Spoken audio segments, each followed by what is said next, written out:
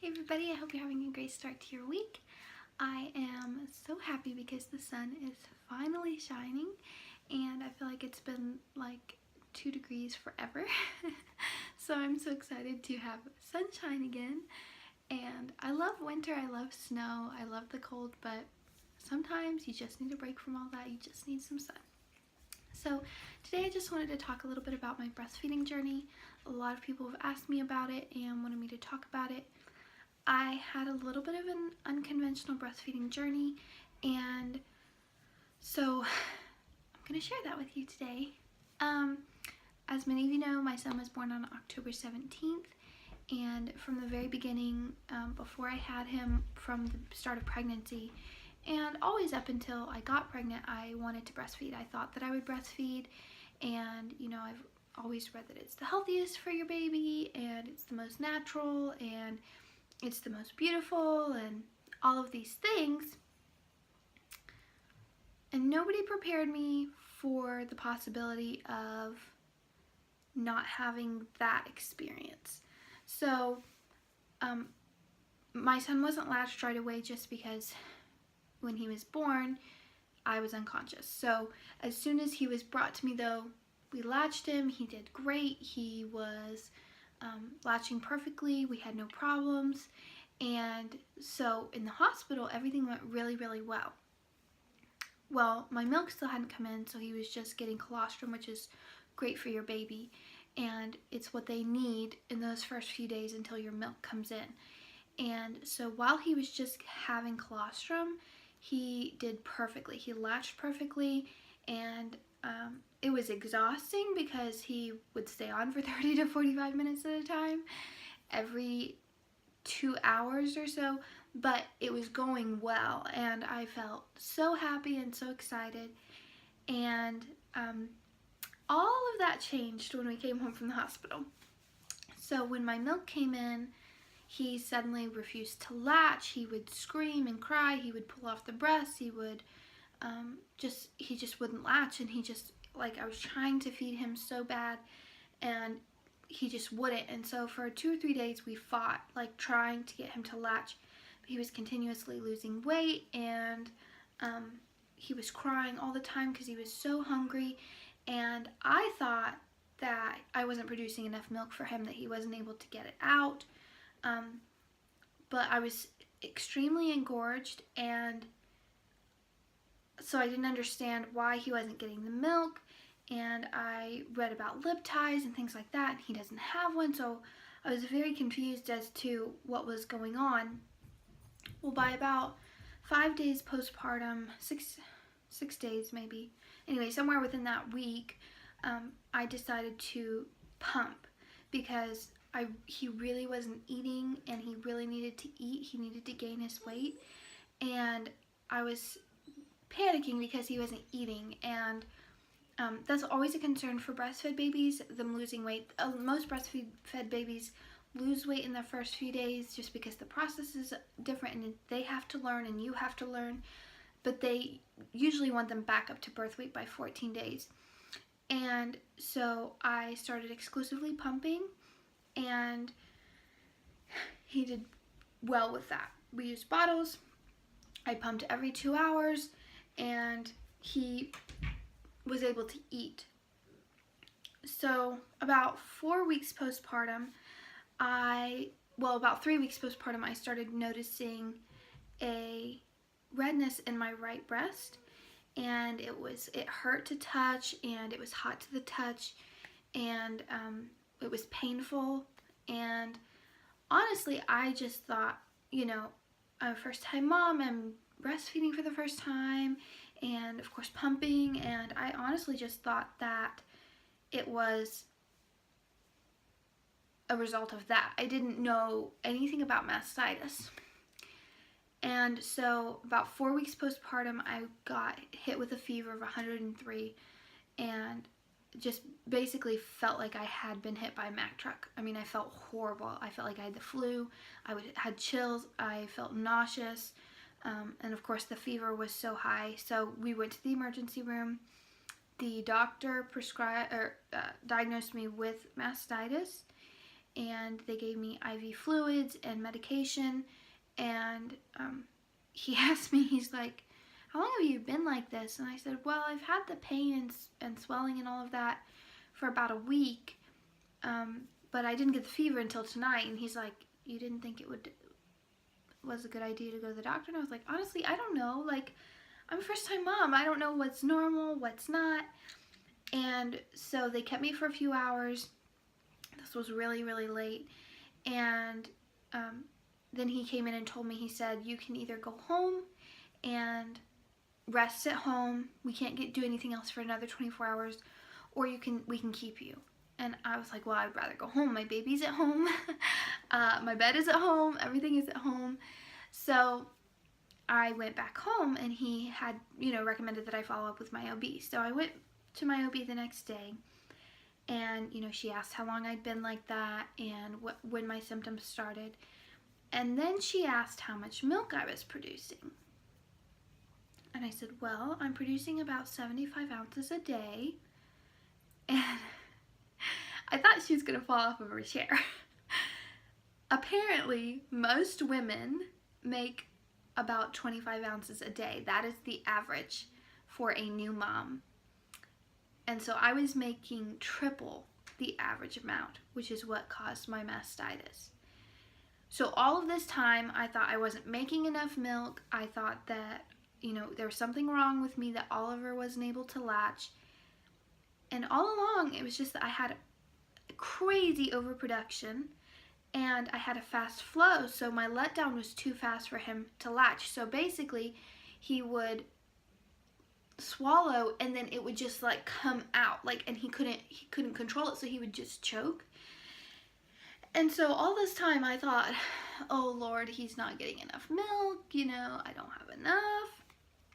No, that was not the case at all. I was just making way too much milk. So she was really, really shocked, and she said, honey, you're just like a milk machine. And I said, I know I am. I said, I have to pump every 2 hours. If I don't pump, I'm in extreme pain.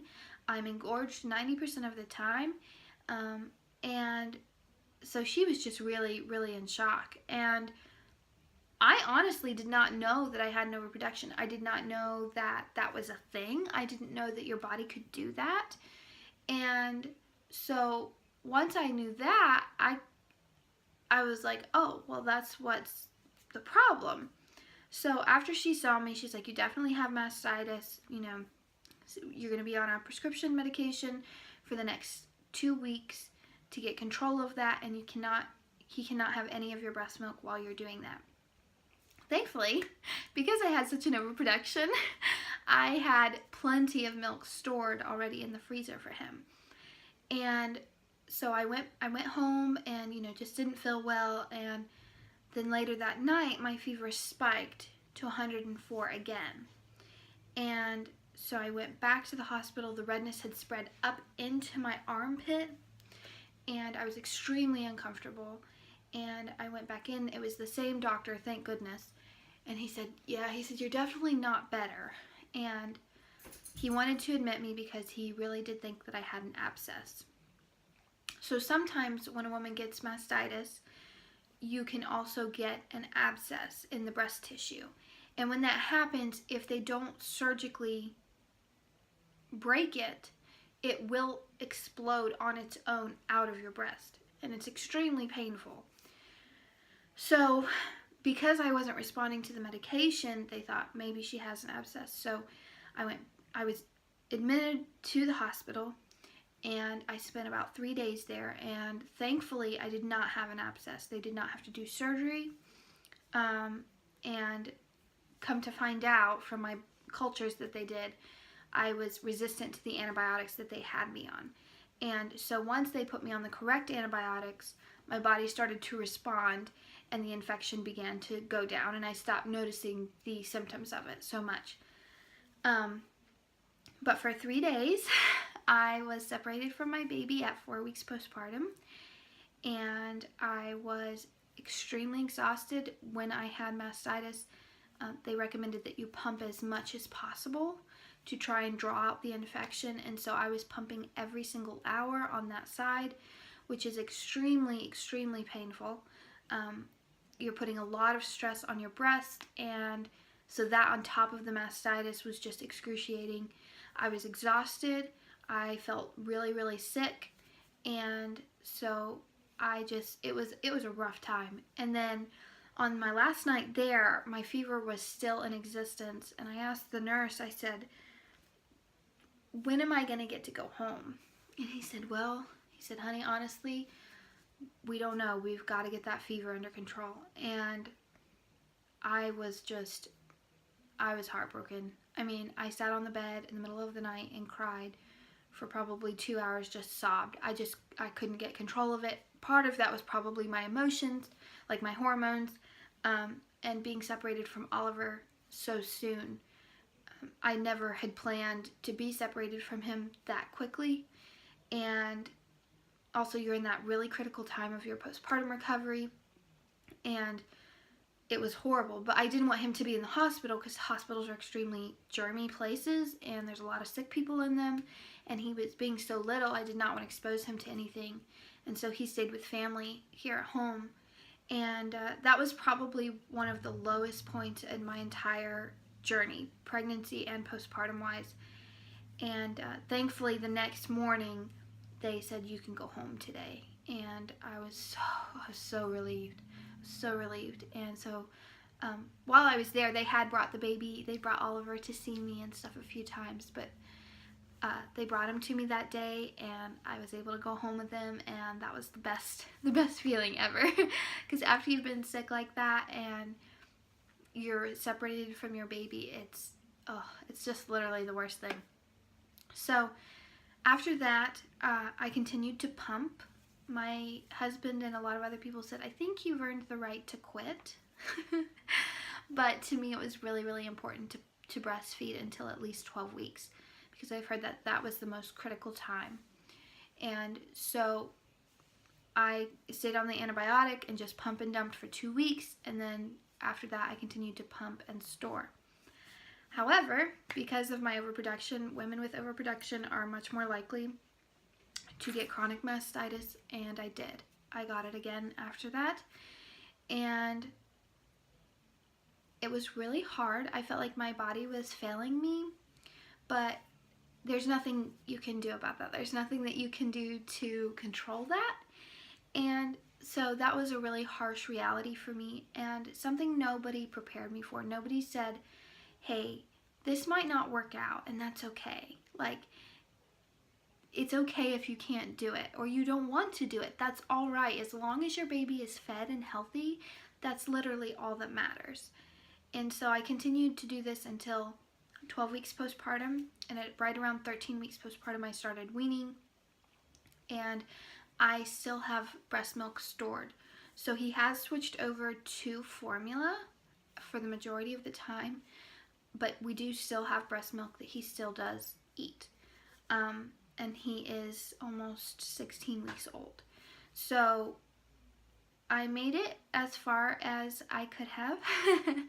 And when I started weaning, I did have mastitis again, and my doctor told me that the longer I continued to do this, the more likely I was to get mastitis, and to continually have that infection is just really not healthy, and it's very strenuous on your mind and on your body.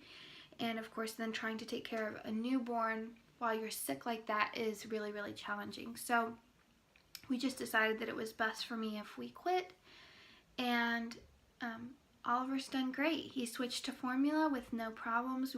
Everybody told me he'll be really sick, he'll have horrible diapers, he'll have trouble pooping. We haven't had any problems. He didn't refuse it. He didn't spit up a lot. He still hasn't spit up a lot. His diapers are normal. They're a little bit different consistency, as to be expected, but we really haven't had that many problems. And honestly, I wish somebody would have told me it's okay, because I held myself to a really high standard and probably should have quit before I did. But I was so afraid of failure, and it's not that you're failing. Whatever you and your baby need to be healthy and to be happy is the best decision. and only you can make that choice. And I probably should have made it earlier because I've been a lot better since I quit. And the weaning process was painful and it was hard, but I'm so grateful that I did it. I'm so glad that I did it. And things have just been a lot smoother now, and I'm able to get more rest, and because I'm not up every 2 hours even when he's sleeping, and just things like that. So if you know a breastfeeding mama, just encourage her. Just tell her she's doing a great job, because it is literally the hardest thing, one of the hardest things I've ever done.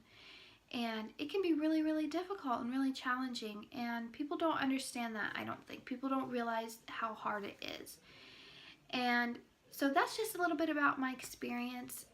If you have any questions, leave them below in the comment section. I would love to hear your experience with breastfeeding and what you chose to do. Mine wasn't conventional, but it worked for the time that I wanted it to. And it was very hard, but it was so worth it to me to watch Oliver grow. And at 3 months, he was double the weight when he was born. He's a little chunky guy, and that was really rewarding. But I would love to hear your experience and your encouragement for other breastfeeding moms or not breastfeeding moms. Fed is best, and that's all that matters. So follow all my social media links below. I'm active really almost every day on Instagram, and you can see more behind the scenes footage of my life and of Oliver. And I hope you will say hi when you come over there, and I will see you guys soon in the next video. Bye.